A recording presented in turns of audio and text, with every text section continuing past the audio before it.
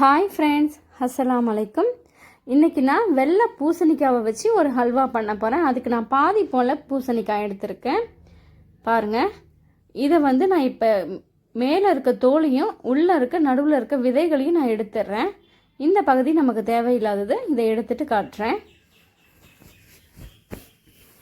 பாருங்கள், நான் தோலையும் சீவிட்டேன், உள்ளே இருக்க விதையும் எடுத்துட்டேன்.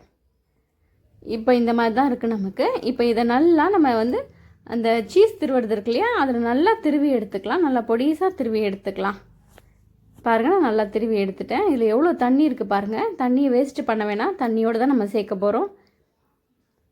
இப்போ இது இருக்கட்டும். நான் இப்போ ஒரு கப்பில் அளந்து எடுத்துக்கிறேன். எவ்வளோ இருக்குதுன்னு பார்க்கலாம். இப்போ எனக்கு 1.25 கப் அளவுக்கு வந்திருக்குது. தண்ணியோடு சேர்த்து தான் நான் அளந்துருக்கேன். இப்போ இது இருக்கட்டும். இப்போ ஸ்டவ் ஆன் பண்ணிக்கிட்டு ஒரு பேன் வச்சுருக்கேன். 1 ஸ்பூன் அளவுக்கு நான் நெய் சேர்க்குறேன். நெய் நல்லா சூடானதுக்கப்புறமா இதில் கொஞ்சம் போல் முந்திரி பருப்பை நம்ம வறுத்து எடுக்க போகிறோம். நீங்கள் இதில் பாதாம் இருந்தாலும் சேர்த்துக்கலாம், பிஸ்தா இருந்தாலும் சேர்த்துக்கலாம். ரொம்ப நல்லாவே இருக்கும். நான் வெறும் முந்திரி பருப்பு மட்டும்தான் நான் இன்றைக்கி எடுத்திருக்கேன். இது நல்லா ப்ரௌன் ஆனதுக்கப்புறமா ஒரு பாத்திரத்துக்கு மாற்றி எடுத்துடலாம். இப்போ அதே நெய்யிலே நம்ம திருவி வச்சுருக்கோம் இல்லையா பூசணிக்காய், அதையும் உள்ளே சேர்த்துக்கலாம். எக்ஸ்ட்ரா எந்த நெய்யும் சேர்க்க வேணாம். சேர்த்ததுக்கப்புறம் அடுப்பை மீடியமாக வச்சுக்கிட்டு நல்லா கலந்து கொடுத்துக்கிட்டே இருப்போம். ஒரு 8லேருந்து 10 நிமிஷத்துக்குள்ளே நல்லா சாஃப்டாக தண்ணியெல்லாம் இழுத்துக்கிட்டு நல்லா இது வெந்து வந்துடும். ஒரு மூடி போட்டு விட்டுருவோம். பாருங்கள், நான் ஒரு 8 நிமிஷம் கழித்து திறந்து பார்க்குறேன். தண்ணி கொஞ்சம் இல்லை, கொஞ்சம் நல்லாவே வற்றிருக்கு, கொஞ்சோன்னு மட்டும் இருக்குது. இந்த ஸ்டேஜில் நான் கொஞ்சமாக ஃபுட் கலர் சேர்க்குறேன். Kesari powder, green colour kesari powder கொஞ்சம் ஒரு பிஞ்ச் அளவுக்கு நான் சேர்க்குறேன். உங்களுக்கு விருப்பம் இருந்தால் சேர்த்துக்கலாம், இல்லைன்னா வேணாம், விட்டுடலாம். இப்போது நான் எந்த கப்பால் இந்த பூசணிக்காய் வளர்ந்தனோ அதே கப்பால் 1/2 கப் அளவுக்கு நான் சர்க்கரை சேர்க்குறேன்.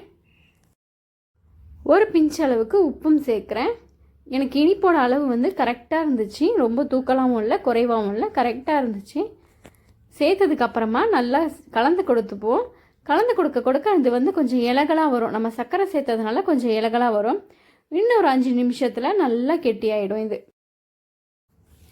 பாருங்கள், சூப்பராக நல்லா எல்லாம் ஒன்று சேர்ந்து வந்திருக்கு ஹல்வா. ஒரு 1/2 ஸ்பூன் அளவுக்கு நான் மறுபடியும் நெய் சேர்க்குறேன். நெய் சேர்த்தா நல்லா வாசனையாக இருக்கும்.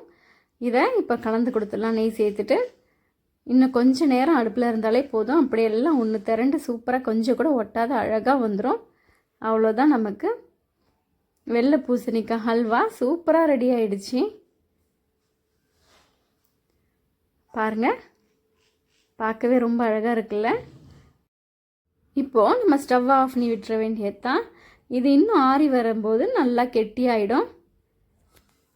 கடைசியாக நம்ம வறுத்து வச்சுருக்க முந்திரியை சேர்த்து ஒரு தடவை கலந்து கொடுத்துடலாம். ரொம்ப டேஸ்டான வெள்ளை பூசணிக்காய் வச்சு சூப்பரான ஒரு ஹல்வா செஞ்சாச்சு. அப்படியே ஓரங்கள்லாம் அந்த நெய், நம்ம சேர்த்த நெய்யெல்லாம் நல்லா பிரிஞ்சு சூப்பராக வந்திருக்கு. சாப்பிட்றதுக்கு ரொம்ப டேஸ்டாக அட்டகாசமாக இருந்துச்சு. உங்களுக்கு ஸ்வீட் ஏதாவது சாப்பிட்ணும் போல் இருந்துச்சுன்னா இந்த மாதிரி ஒரு தடவை ட்ரை பண்ணி பாருங்கள். ரொம்ப டேஸ்ட்டாகவும் ரொம்ப சாஃப்டாக இருக்கும். அப்படி வாயில் வச்ச உடனே கரைஞ்சி உள்ளே போயிடுச்சு. அந்தளவுக்கு அட்டகாசமாக இருந்துச்சு. நீங்களும் உங்கள் வீட்டில் ட்ரை பண்ணி பாருங்கள். எப்படி வந்துச்சுன்னு கமெண்ட் பண்ணுங்கள். தேங்க்யூ.